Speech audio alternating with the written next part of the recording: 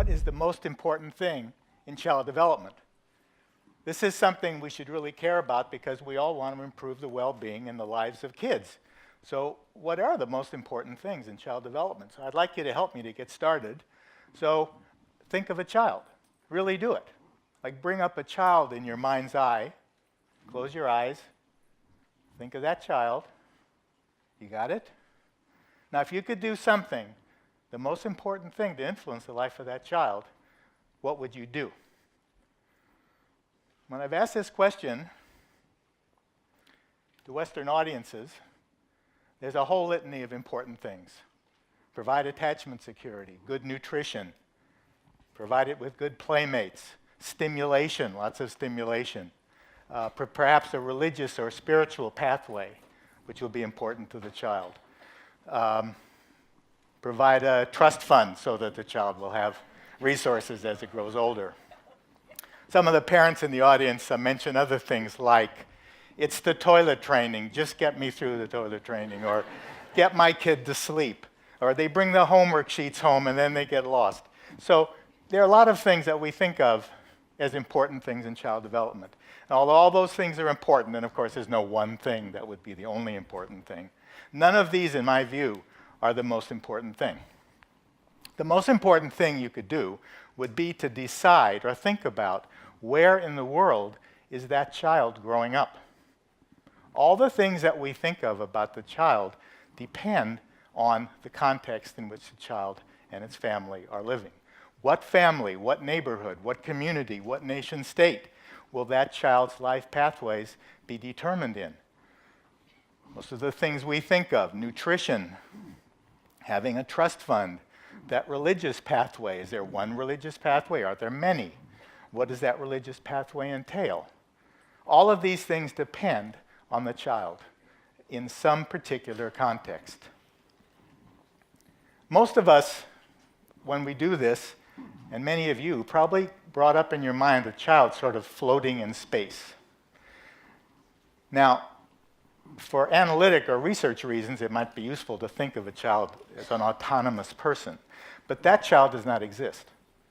The only children that exist are children in the world who really live there, and the importance of keeping the context in mind needs to be brought out more strongly in how we think about kids and how we try to improve their well-being.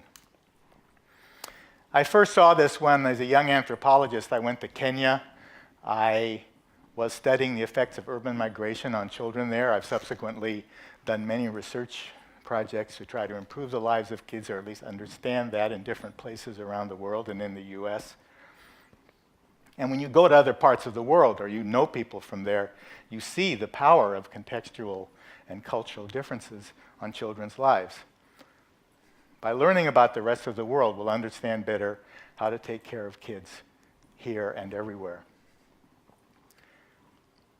The way, when we think about kids as autonomous individuals, it's a way of thinking that we've learned. And it's no accident that we've learned that. For one thing, we live in a weird society. WEIRD is an ironic but useful acronym for Western, educated, industrialized, rich, and democratic societies. Now, about 12% of the world live in such a society, and most of the research that we hear about and the experts that we hear about in the context we're in come from other weird societies. So we have learned to bracket the context out and just think about the child as an individual in a weird society. Research is in the same way, mostly from weird societies. In psychology, for example, over 90% of the research studies are done in weird societies with samples from those parts of the world.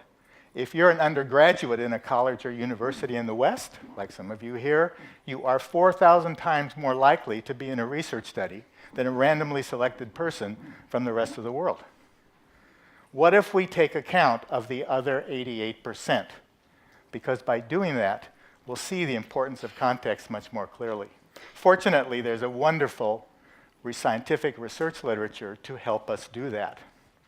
There are also increasingly people that we know who have grown up and lived in those societies, and we can go and visit them to see the importance of this. Now, even weird societies are diverse in context, and the rest of the world way more so. And so you can't possibly see or understand all of the differences, but I'm going to mention a few that I have seen myself and that offer an important and useful contrast to weird societies. One is the importance of social responsibility and collaborative learning and social intelligence that you see in so many cultures and so many children around the world. Unfortunately, the parent of one of the children you see in that slide from a rural school in Kenya has died.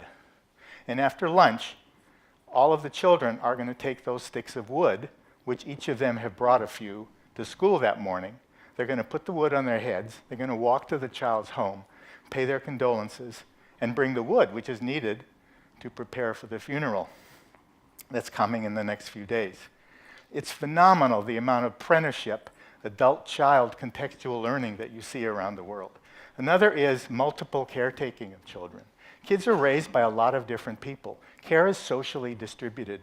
Children are very securely attached, but they're attached to a social setting, a family and other members that help take care of them. They're likely to be part of a community of care. Unfortunately, large numbers of children in the world live in very harsh environments with oppression and uncertainty and deep poverty and inequality and toxic environments and chaotic family situations that often result. Girls' lives are likely to diverge from boys as boys and girls get older, say after early childhood. So the way girls' lives play out vary and the way boys' lives vary, but they're likely to be more divergent and differentiated than we find it here. The institutions that children are living in and will grow into are different. Marriage may be collectively or group arranged. Inheritance may only go to boys or may go to older children, or that trust fund may not be available if you're a younger born child compared to an older. Children are more likely to grow up in large extended families or in single mother households that are very isolated and where there's a very harsh environment facing many children. So, bring up the child again. Let's do it again. Think of the child again. Where is the child living? What is the world in which the child is living in? And perhaps the most important thing, what kind of child or person is desirable and considered morally important in that community? That is one of the most important things about child development. Well-being is the ability of a child to actively participate in the activities that society thinks is important and desirable. So to help children around the world, when we think about this topic, bring up in your mind the context, the whole world around the child, and we'll do much better at improving the lives of children everywhere. Thanks very much.